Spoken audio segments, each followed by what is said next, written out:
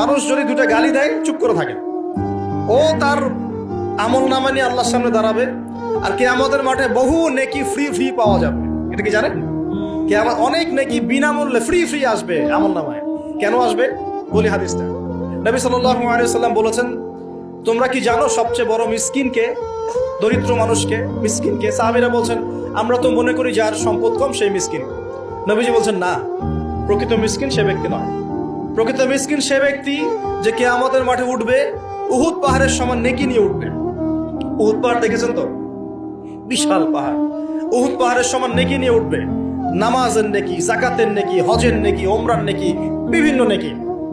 কিন্তু দেখবে সামনে বহু মানুষ দাঁড়িয়ে আছে। কেন দাঁড়িয়ে আছে? কারো কাছ থেকে টাকা নিয়েছে, টাকা শোধ করে নাই, কাউকে গালি দিয়েছে, কাউকে অন্যায়ভাবে অপবাদ দিয়েছে, কাউকে আঘাত করেছে, কারো উপর জুলুম করেছে ইত্যাদি। বিভিন্ন রকম মানুষের সাথে জড়িত পাপ ছিল, ঠিক আছে? কারো গীবত করেছে, কাউকে তহমত দিয়েছে ইত্যাদি।